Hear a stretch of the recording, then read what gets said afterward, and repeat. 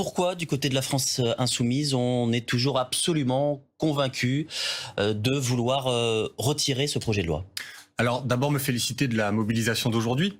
150 000 personnes dans toute la France, des citoyennes et des citoyens qui n'acceptent pas l'idée qu'avec une proposition, enfin un projet de loi comme celui-ci, on puisse faire une rupture avec nos principes et nos valeurs républicaines. Lesquelles? Donc, eh bien, je vais prendre un exemple très concret. Ce projet de loi s'attaque au principe de la sécurité sociale, ou à l'esprit du Conseil national de la résistance qui, depuis plus d'un demi-siècle dans notre pays, dit les travailleurs, à partir du moment où ils cotisent, quelle que soit leur nationalité, ils ont le droit aux prestations. Le côté universel, Ce qui va changer, je vais vous donner un exemple extrêmement concret. Une femme qui serait étrangère, aide-soignante, travaillant dans l'hôpital public. Un métier difficile, on travaille parfois la nuit, la fiche de paye n'est pas extraordinaire. Cette femme, travailleuse étrangère, sur sa fiche de paye, il y a une cotisation pour la sécurité sociale. Elle cotise à la sécurité sociale. Mais avec ce projet de loi, on va lui expliquer que pendant 2 ans et demi, non, elle n'a pas le droit aux APL, aux allocations familiales, à la prestation d'accueil du jeune enfant. Elle va perdre des centaines d'euros par mois. Je pose la question, au nom de quoi on fait ça? Pourquoi est-ce qu'on discrimine ces travailleurs? On va poser la question, comment raciste contre ces personnes, comment du côté... Il y a déjà des conditions aujourd'hui, en fonction de votre durée de présence, d'ancienneté sur le territoire national. En fait, les règles ne changent pas, elles sont durcies. Mais monsieur, le RSA, ce n'est pas la sécurité sociale.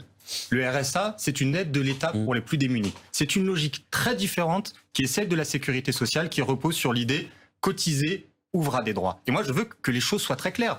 Ce projet de loi, s'il est validé par le Conseil constitutionnel, promulgué par le président de la République, il va dégrader les conditions d'accueil aux prestations sociales des travailleurs étrangers. Des chercheurs ont calculé l'impact sur la population de travailleurs étrangers, parce qu'il s'est quand même passé un truc extraordinaire.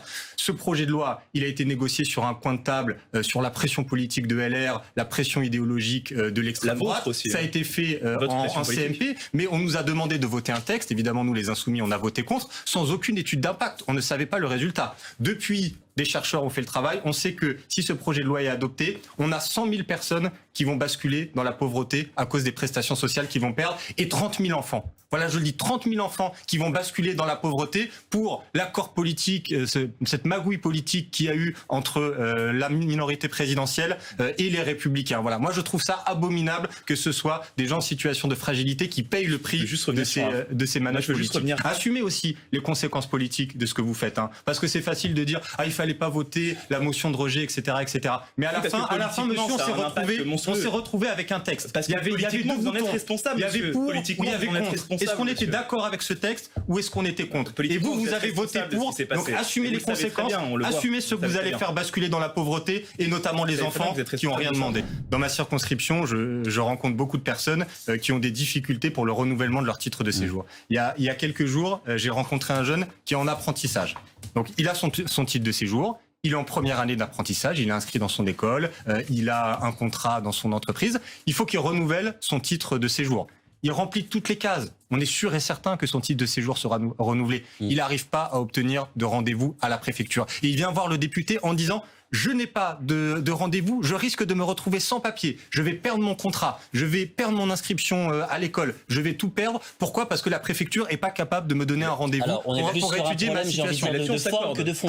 Mais ça, c'est un problème gravissime, monsieur. Ça concerne des centaines de milliers d'étrangers dans le pays. Et c'est pas une histoire de recours. Tout ça n'a rien à voir avec le nombre de recours. Non, la personne dont je vous parle, le sujet n'est pas le nombre de recours qu'elle a à faire. Le sujet, c'est que les préfectures ne se donnent pas les moyens de traiter correctement les étrangers dans le pays. Et ça, c'est pas normal. Et c'est votre responsabilité, monsieur.